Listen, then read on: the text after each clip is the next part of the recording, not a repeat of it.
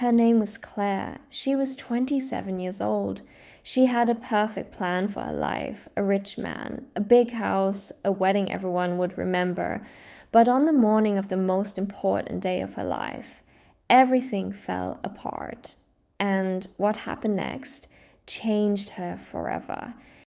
Claire grew up with very little. Her father left when she was 9. Her mother worked 2 jobs just to pay rent.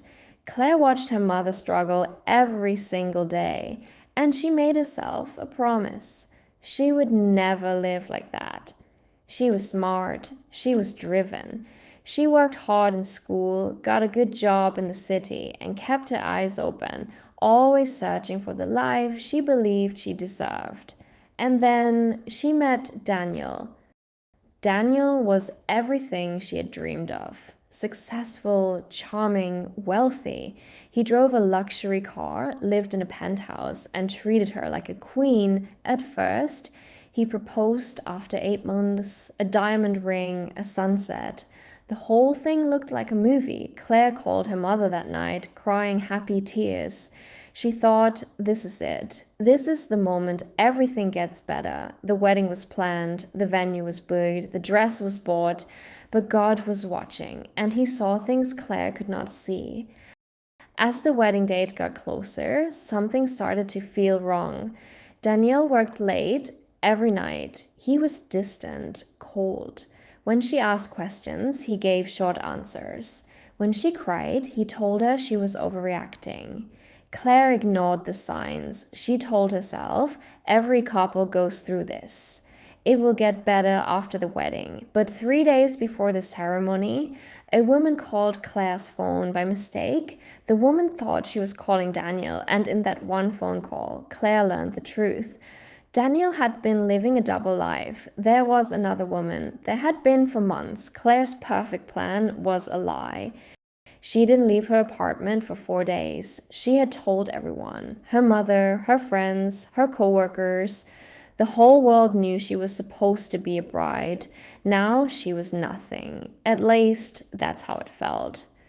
She looked at herself in the mirror one night and whispered, "Why? Why did this happen to me? I did everything right." She had no answer, only silence. But sometimes God speaks in silence. One Sunday morning, she didn't know why, she walked into a small church near her apartment. She hadn't been to church in years. She sat in the back. She didn't sing. She didn't smile. She just sat there, broken. The pastor said something that stopped her cold. He said, "Sometimes God closes a door not to punish you, but to protect you from a future you can't yet see." Claire began to cry, not sad tears this time, something else, something like release. For the first time in weeks, she felt like maybe she wasn't alone. Maybe this pain had a purpose. Claire made a decision. She would not waste her pain. She left the corporate job she had taken just to impress Daniel. She started a small catering business, something she had loved since she was a little girl, cooking with her mother. It was hard. Some weeks she barely broke even, but for the first time in her life, what she was building was hers. Not for a man, not for approval, for herself. She started going to church every week. Not because life was perfect, but because she finally understood she didn't have to carry everything alone. His name was Marcus. He wasn't a millionaire. He was a teacher. He drove an old truck and wore the same jacket 3 weeks in a row. But when he looked at Claire, he actually saw her. Not her appearance, not what she could offer. Her. He asked about her food, then about her story, then about her dreams. And Claire realized something she had never understood before. She had spent years searching for a man who could give her security, but what she really needed was a man who would stay. Marcus stayed.